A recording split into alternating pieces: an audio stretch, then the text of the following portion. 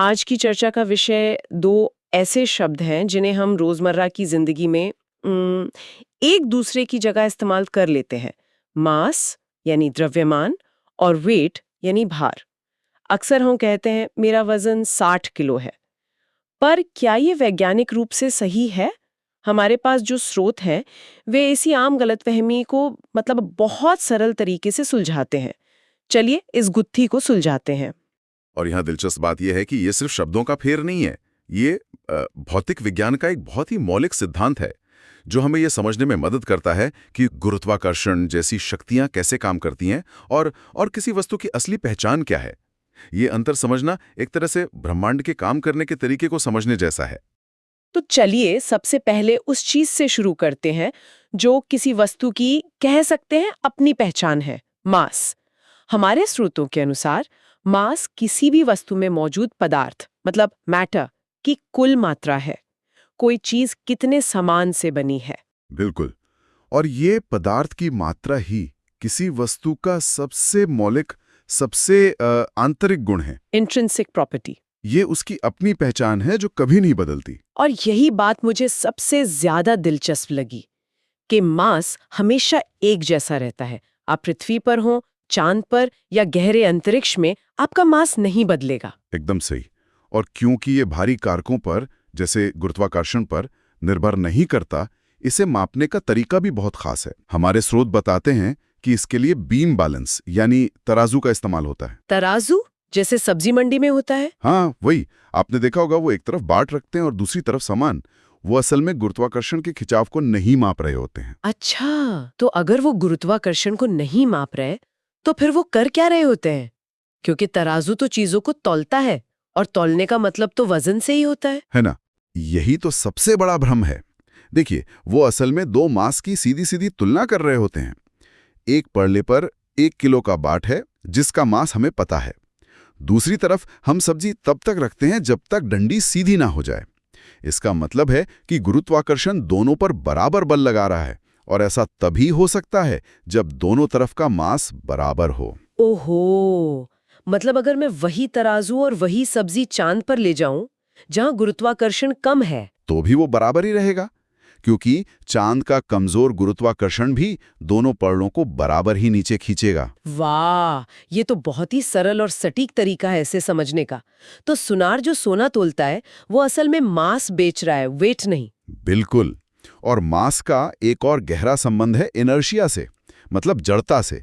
जिस वस्तु का मास जितना ज्यादा होगा, उसे हिलाना या चलती हुई को रोकना उतना ही मुश्किल होगा। मतलब चांद पर मैं भले ही एक भारी बक्सा आसानी से उठा लूं, हाँ, उठा लेंगी, लेकिन उसे धक्का देने में मुझे उतनी ही मेहनत करनी पड़ेगी जितनी यहाँ करनी पड़ती है। आपने बिल्कुल सही समझा, क्योंकि आपका मास यानी आपकी जड़ता उतनी ही है। मास ही किसी वस्तु की असली पहचान है। ठीक है, तो मास का कॉन्सेप्ट तो अब काफी साफ हो गया है। ये हमारी अपनी पहचान है जो बदलती नहीं। लेकिन रोज की जिंदगी में हम जो महसूस करते हैं, जमीन पर टिके रहना, किसी चीज का हाथ से छूटना और नीचे गिरना, वो तो सिर्फ मास नहीं हो सकता। यहीं पर वेट का किरदार आता है ना? बिल्कुल। वेट ही वो अनुभव है जिसे हम रोज महसूस करते हैं। स्रोत इसे बहुत स्पष्ट रूप से परिभाषित करते हैं। वेट वो बल है, एक फोर्स, जो गुरुत्वाकर्षण किसी वस्तु पर लगाता है। यह एक खिंचाव है, एक रिश्ता है आपके मास और उस ग्रह के मास के बीच जिस पर आप खड़ी हैं। और इसका एक फॉर्मूला भी है ना? W = m/g। हाँ, वेट = मास × ग्रेविटी।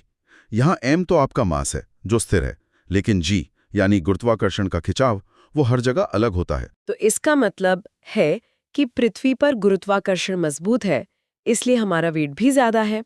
लेकिन चांद पर, जहां स्रोत के अनुसार गुरुत्वाकर्षण पृथ्वी का लगभग छठा हिस्सा है, सर 16th, वहां हमारा वेट भी बहुत कम हो जाएगा। भले ही मेरा मास उतना ही रहे, मैं शायद वहां सुपर हीरो की तरह ऊंची छलांग लगा पाऊंगी। आप बिल्कुल लगा पाएंगी। इसीलिए तो अंतरिक्ष यात्री चांद पर उछलते हुए चलते हैं। उनका मास तो उतना ही है, लेकिन चांद उन्हें बहुत कम बल से नीचे खींच रहा है। हाँ, ये तो मजेदार है। लेकिन एक मिनट, अगर मैं वहां सुपर हीरो की तरह छलांग लगा सकती हूँ, तो क्या मैं सुपर हीरो की तरह लैंड भी कर सकती हूँ? यहीं पर मास का कॉन्सेप्ट वापस आता है। अब छलांग तो आसानी से लगा लेंगी, लेकिन अगर किसी चीज से टकरा गई तो चोट उतनी ही लगेगी।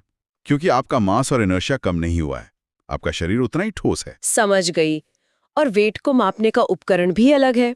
स्ट्रोड बताते हैं कि इसके लिए स्प्रिंग बैलेंस का उपयोग होता है।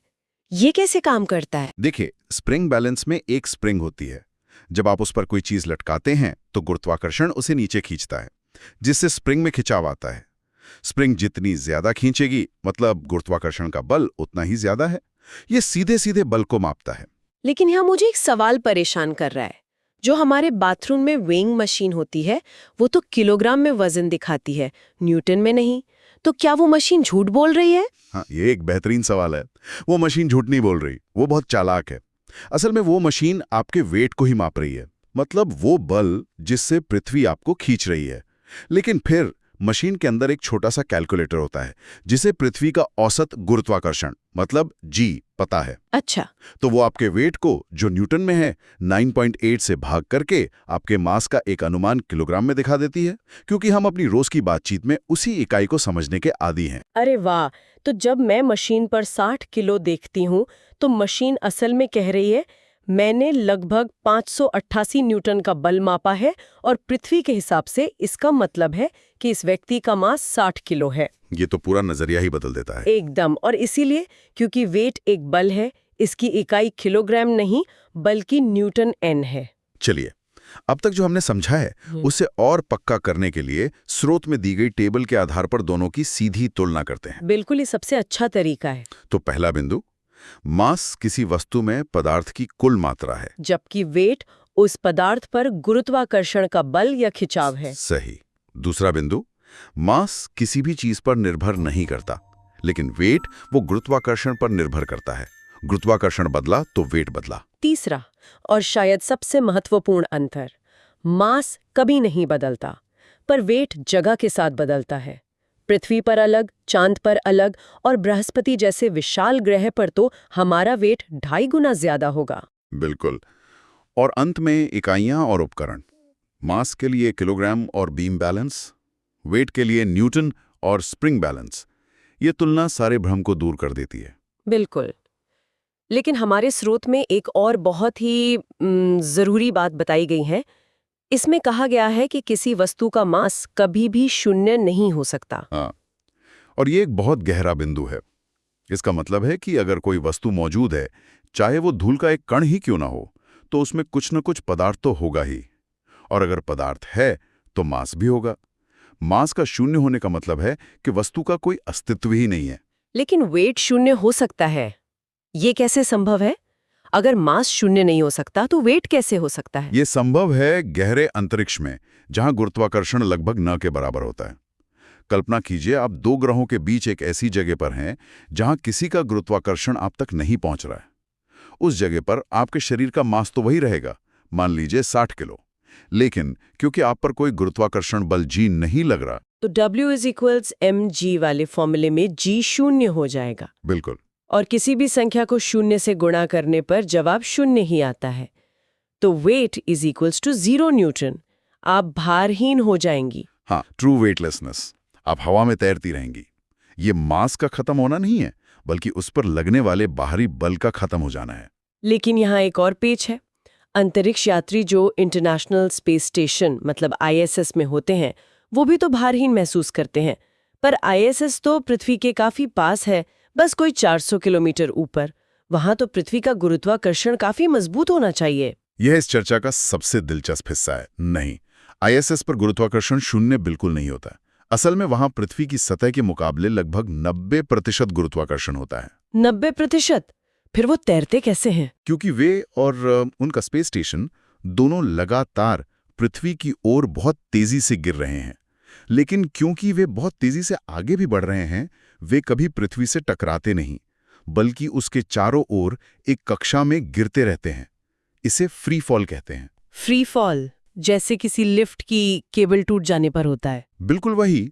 सोचिए, अगर आप एक लिफ्ट में हैं और उसकी केबल टूट जाए, कुछ पलों के लिए आप और लिफ्ट एक साथ नीचे गिरेंगे।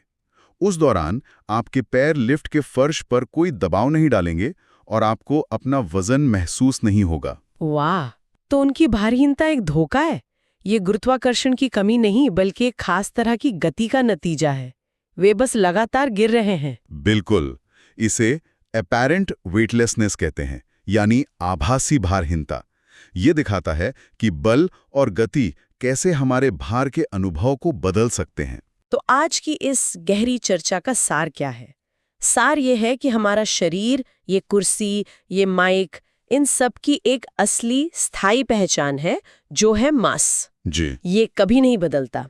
और वेट तो बस एक रिश्ता है जो ये बताता है कि हम किसी ग्रह से कितने मजबूती से जुड़े हैं। बहुत खूबसूरती से कहा आपने। और ये सिर्फ एक अकादमिक बहस नहीं है।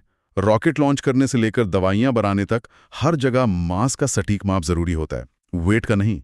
क्योंकि मास ही असली मात्रा बताता है जो किसी भी परिस्थिति में नहीं बदलती। बिल्कुल।